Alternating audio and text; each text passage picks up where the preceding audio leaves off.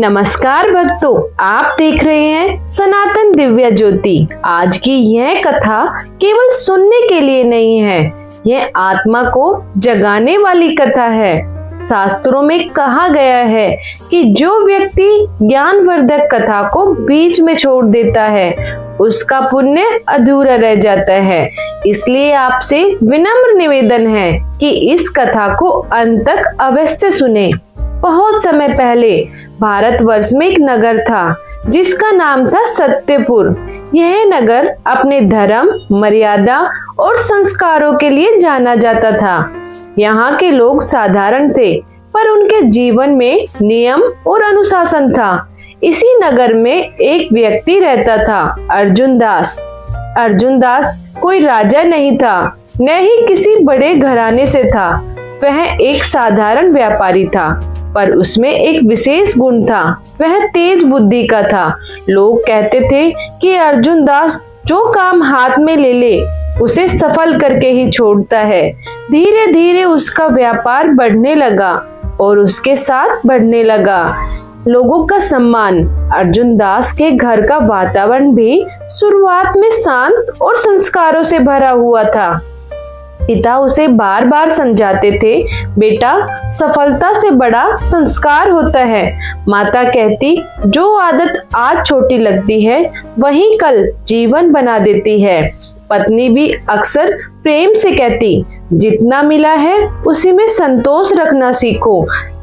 लेकिन जैसे जैसे अर्जुन दास का नाम और धन बढ़ता गया, वैसे वैसे उसके भीतर एक भावना जन्म लेने लगी। उसे लगने लगा कि जो कुछ उसके पास है वह केवल उसकी बुद्धि का परिणाम है।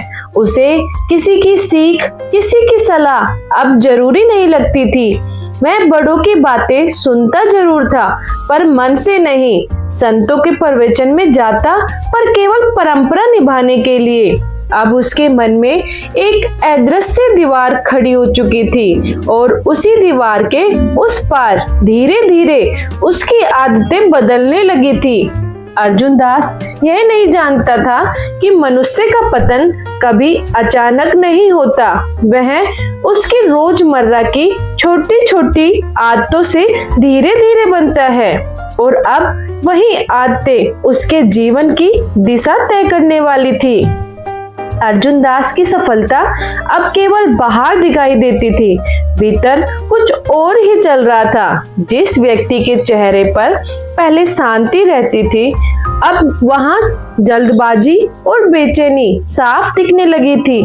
वह सुबह उठता तो मन पहले से ही दौड़ने लगता। आज और क्या पाना है, किससे आगे निकलना है, किसे पीछे छोड़ना है। धीरे धीरे उसके व्यवहार में एक ठंडापन आने लगा।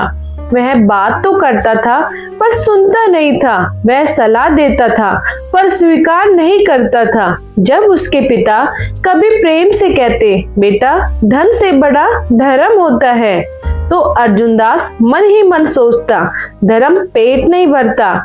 यहीं से उसकी सोच में वह दरार पड़ गई, जो दिखाई नहीं देती पर जीवन को दो टुकड़ों में बांट देती है।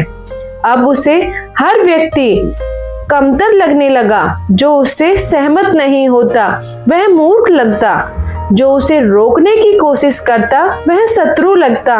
यह अहंकार था जो चिल्लाकर नहीं, धीरे धीरे मन में बैठकर मनुष्य को बदल देता है। धन बढ़ने के साथ साथ उसकी इच्छाएं भी बढ़ती चली गई। पहले जो व्यापार ईमानदारी से चलता था, अब उसमें थोड़ी समझदारी आने लगी, यानी थोड़ा झूठ, थोड़ा छल, थोड़ी मिलावट।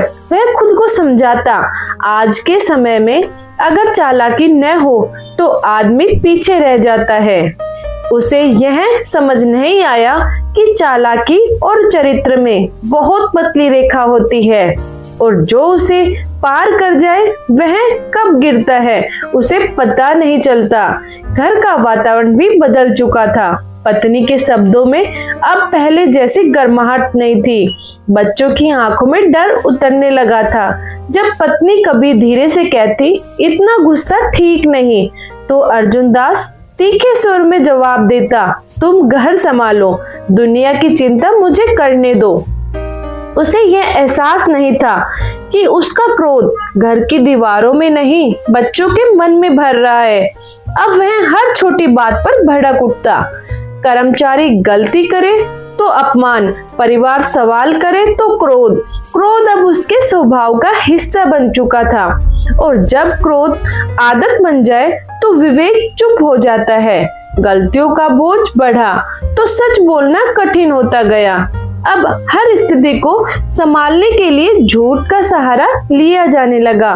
एक झूठ दूसरे झूठ को जन्म देता गया, और सबसे बड़ा झूठ मैं खुद से बोलने लगा। सब मेरे नियंत्रण में है, पर जीवन में ऐसा कुछ नहीं होता जो लगातार गलत होकर नियंत्रण में रह सके। एक दिन अचानक व्यापार में बड़ा नुकसान हुआ। लोगों ने सवाल पूछने शुरू किए, विश्वास डगमगाने लगा। पहली बार अर्जुन दास को भीतर से डर लगा। रात को वह देर तक जागता रहा। मन में एक अजीब सी खालीपन था। सब कुछ होते हुए भी कुछ बहुत जरूरी छूट गया था। उसे याद आया पिता की बातें, माता की सीख, संतों की वाणी, पर अब वे आवाजें बहुत दूर से आती लग रही थी। मैं नहीं समझ पाया कि भगवान मनुष्य को सीधे दंड नहीं देते, वे उसकी आदतों को उसका भविष्य लिखने देते हैं। और अर्जुन दास की आदतें अब उसका भाग्य बन चुकी थी। समय किसी के लिए नहीं रुकता, पर समय हर किसी को उसके कर्मों का आईना जरूर दिखाता है। अर्जुन दास अब समझ चुका था कि धन का जाना सबसे बड़ा नुकसान नहीं होता। सबसे बड़ा नुकसान होता है अंतरात्मा का सो जाना। मंदिर के उस शांत वातावरण में उसकी आंखों से लगातार आंसू बह रहे थे। मैं भगवान से कुछ मांग नहीं रहा था, बस अपने भीतर की भारी पीड़ा को हल्का कर रहा था। तभी उसे लगा जैसे जीवन ने उसे दूसरा अवसर दिया हो। उसने उसी क्षण मन ही मन प्रण लिया, अब मैं वही करूंगा जो धर्म, सत्य और करुणा का मार्ग हो। उस दिन के बाद अर्जुन दास का जीवन धीरे धीरे बदलने लगा। वह पहले जैसा धनी बन गया।